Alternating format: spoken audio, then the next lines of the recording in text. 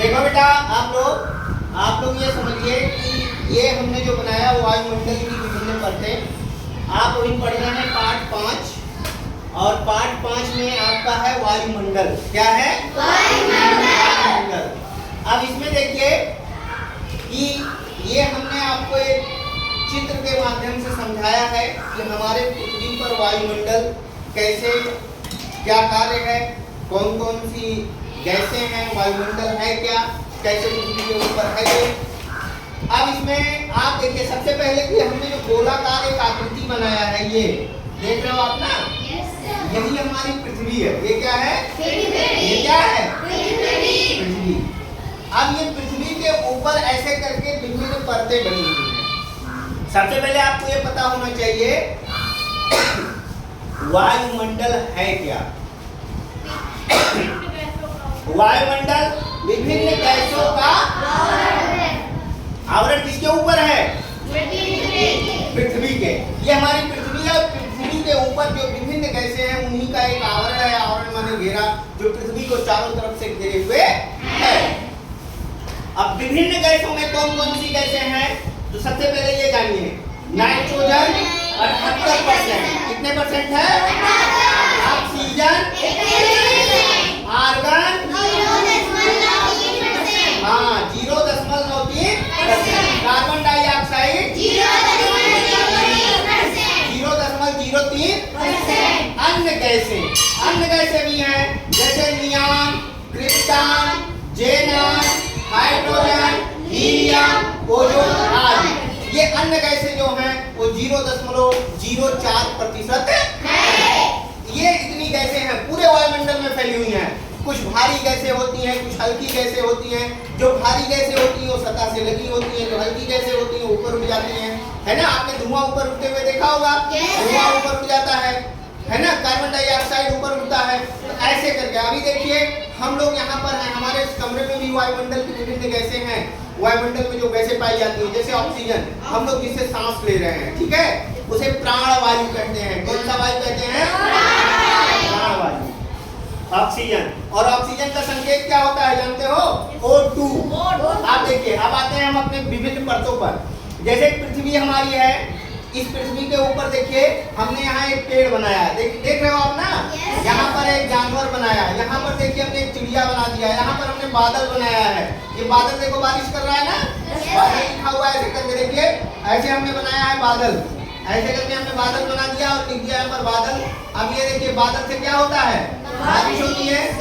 और ये बादल बारिश कर रहा है। तो बादल कैसे बनता है इसको हम पहले आपको बता चुके हैं कि वाष्पीकरण, पहले पानी गर्म होता है, वाष्पीकरण होता है, वाष्पीकरण के बाद संघनन होता है, संघनन के बाद बादल का निर्माण होता है, बादल बनता है, और बादल बनने के बाद फिर वो वर्षा के रूप में पुनः धरती पर आता है। तो बताया गया है, पहले बता दिया गया ना, वाटर साइकिल जिसको कहते हैं, जल चक्र। अब ये देखिए, आप पहले मंडल में देखिए, पहला लिखा गया क्षोभ मंडल, समताप मंडल, मध्य मंडल, आयनमंडल, वायुमंडल। अब इंग्लिश में कहते हैं troposphere, stratosphere, mesosphere, ionosphere, exosphere. ये इंग्लिश में इसका नाम है, ठीक है बेटा? अब जब हम पृथ्वी से ऊपर जाते हैं तो तापमान क्या होता है? घटता है, बढ़ता है? घटता है ना? और ऑक्सीजन का लेवल भी कम हो जाता है, क्योंकि ऑक्सीजन एक भारी गैस के तरीके से भारी है ना, कि यहाँ पे है। आप देखिए होता क्या है कि क्षोभ मंडल की मोटाई, यानी पृथ्वी से जब हम ऊपर जाएंगे तो एवरेज एक औसत 8 किलोमीटर से 18 किलोमीटर तक होता है। कहीं 18 किलोमीटर पे ऊंचाई तक रहेगा क्षोभ मंडल, तो कहीं 8 किलोमीटर तक रहेगा। विषुवत रेखा में सबसे ज्यादा होता है। विषुवत रेखा क्या? अभी आपको विषुवत रेखा कक्षा 6 में आप पढ़कर आए हैं, है ना? इक्वेटर जिसको कहते हैं इंग्लिश में, वो आप बताया गया था, जब देशांत रेखा, देशांतर रेखा और अक्षांश रेखा आपको बताया गया ना। तो अक्षांश रेखा की संख्या कितनी है? 100 कितना? 80। और देशांतर रेखाओं की संख्या 360। ठीक है, अब उसको छोड़िए, अब अपने टॉपिक पे आते हैं हम।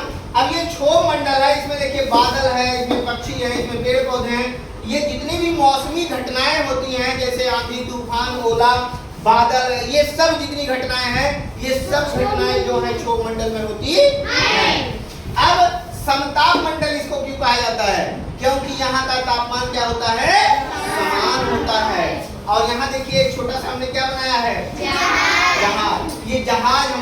प्लेन जो है इस समताप मंडल में ही जाकर रुकते हैं, बादल नीचे हो जाते हैं जहाज से, है ना।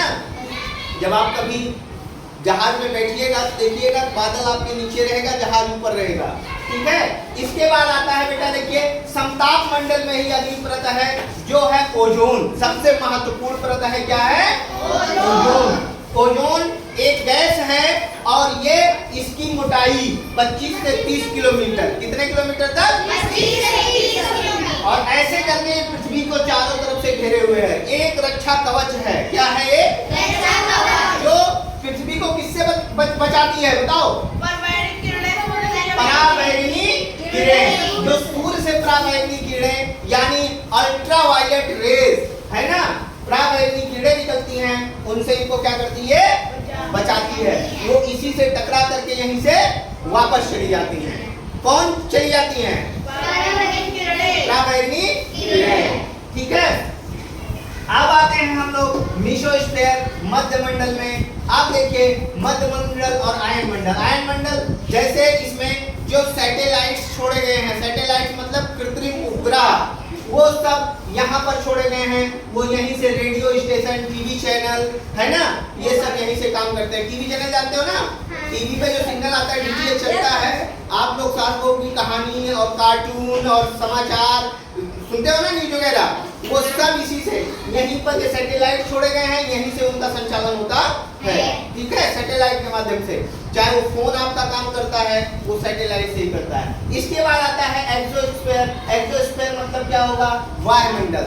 यानी कि जब इसके ऊपर हम चले जाएंगे तो पृथ्वी के सबसे बाहर निकल जाएंगे, जिसको हम लोग कहते हैं अंतरिक्ष। अंतरिक्ष यानी स्पेस, क्या कहते हैं?